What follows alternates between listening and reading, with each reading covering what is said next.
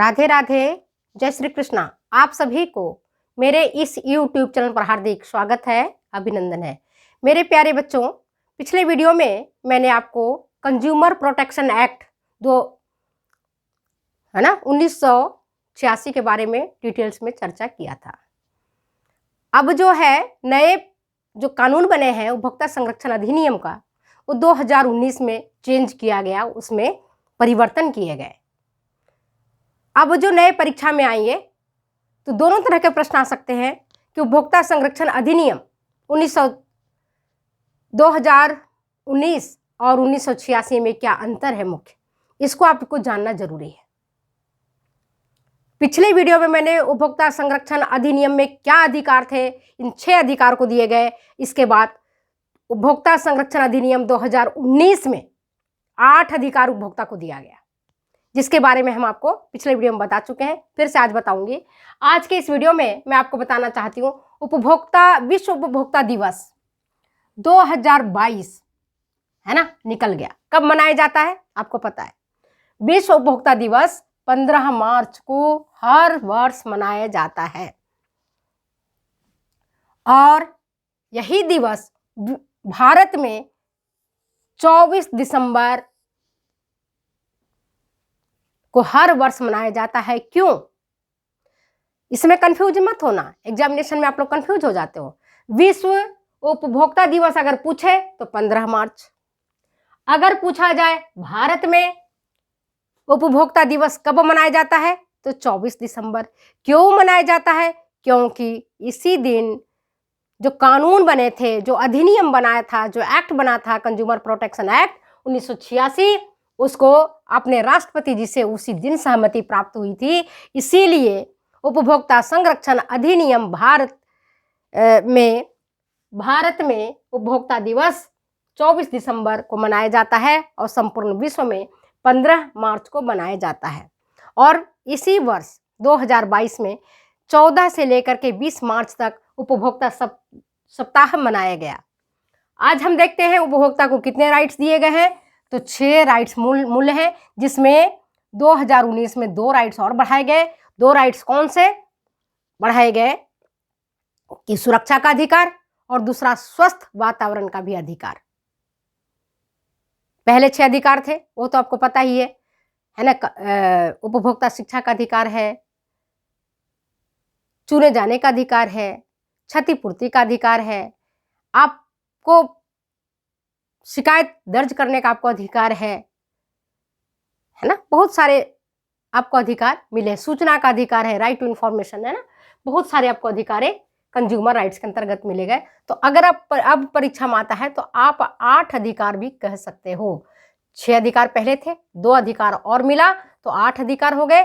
कौन सा अधिकार? 2 अधिकार ज्यादा मिला, सुरक्षा का अधिकार, और 1 अधिकार और मिला, स्वस्थ वातावरण का अधिकार। इसके बाद भारत में अगर पूछा जाए कुल उपभोक्ता न्यायालय कितने हैं आज तक का, तो 610। भारत में कुल उपभोक्ता न्यायालय है 610, है ना।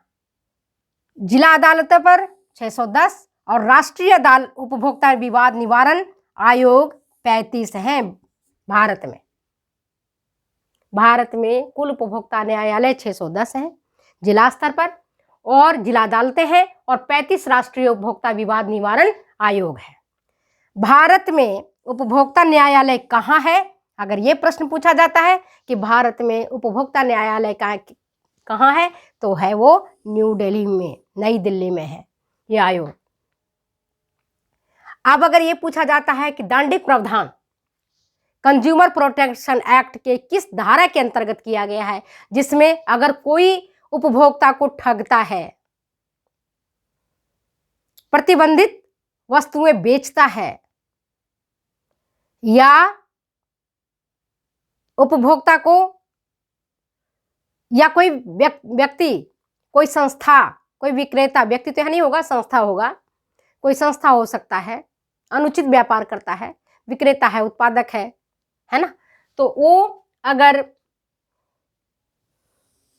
अनुचित व्यापार करता है, प्रतिबंधित व्यापार करता है, तो कंज्यूमर प्रोटेक्शन एक्ट 2019 की धारा 88, 90 और 91 के अंतर्गत उसको आपराधिक घोषित करने का उसको अधिकार दिया गया है। यह अपराध है, किसी व्यक्ति को ठगना, अनुचित व्यापार करना, ये क्या होता है, दंड के अंतर्गत आता है, उसको दंड दिया जाना चाहिए। अगर कोई व्यक्ति पहली बार, जो 2019 में, मैं आगे बताऊंगी, 2019 में जो अधिनियम में संशोधन हुआ कंज्यूमर प्रोटेक्शन एक्ट का, उसमें यह दिया गया कि अगर कोई व्यक्ति अनुचित व्यापार करता है, प्रतिबंधित व्यापार करता है, कोई संस्था करता है ना, तो उसको 20 लाख तक दंड दिए जाने का अधिकार मिला हुआ है। न्यायालय उसको दंडित कर सकता है। और अगर वही संस्था दूसरी बार भी करता है तो उसको 50 लाख तक उससे पेनाल्टी वसूली जाएगी। कोई प्रोड्यूसर, कोई उत्पादक इस तरह का अनुचित व्यापार करता है तो उसको भी 2 साल की कारावास दे सकती है न्यायालय। और अगर वही व्यक्ति बार बार करता है, 2 बार, 3 बार, 4 बार, सुधरता ही नहीं है, तो उसको 5 साल तक कारावास दिए जाने की सजा दिया गया है। तो ये धारा 88, 90 और 91 में आपराधिक प्रावधान किए गए हैं। और अगर ये प्रश्न पूछा जाए, मैं पूछती हूँ, चलो, भारत में उपभोक्ता आंदोलन के जनक कौन है? भारत में उपभोक्ता आंदोलन के जनक कौन है? तो आपको पता होना चाहिए, अखिल भारत ग्राहक पंचायत के संस्थापक हैं बिंदु माधव जोशी, जिनको भारत में उपभोक्ता आंदोलन के जनक के नाम से जाना गया है। तो आज मैं कुछ महत्वपूर्ण चीज़ों को आपको बताई हूँ। और आगे मैं और बता रही हूँ आपको कि भारत में 1986 में और जो संशोधन हुआ 2019 में क्या अंतर आया है, इसके बारे में भी जानना आवश्यक है। तभी आप सभी प्रश्नों को सही तरीके से जवाब दे पाओगे। पिछले वीडियो में पूर्व के वीडियो में आपने देखा होगा कि मैंने उपभोक्ता के उत्तरदायित्व बताए, सरकार के क्या उत्तरदायित्व है इस पर चर्चा किया, उपभोक्ता के क्या राइट्स इस पर चर्चा किया, उपभोक्ता अपनी शिकायत किस मंच पर जाकर अपनी बात कह सकता है। अभी परसों की एक पेपर आया है, परसों की पेपर मैंने देखा, एक व्यक्ति कोई चीज खरीदा था जिसका दाम था 39 रुपीज और बिल में उसने 40 रुपीज लिखा, 1 रुपया ज्यादा। वह व्यक्ति जागरूक ग्राहक था और वह जा करके कंज्यूमर प्रोटेक्शन एक्ट के अंतर्गत अपनी बात को जिला मंच पर रखा और उससे इसी बात के लिए 1000 रुपया उसको कंज्यूमर प्रोटेक्शन एक्ट के अंतर्गत उस व्यक्ति को दिया गया। जबकि बात छोटी सी थी, 1 रुपया कोई मायने नहीं रखता है, 39 रुपीज उसकी प्राइस थी, उसने 40 रुपीज का दिया, मतलब 1 ही रुपया था। तो ये जो कंज्यूमर प्रोटेक्शन एक्ट ये बताता है कि बात 1 रुपये की नहीं है, बात यह है कि इस तरह से आप जनता को ठगने का काम करते हैं, जो कि गलत है। बार बार नोटिस दिए जाने के बाद भी आप सुधरने का नाम नहीं लेते हैं, जबकि आपको सुधरना चाहिए। इसी तरह से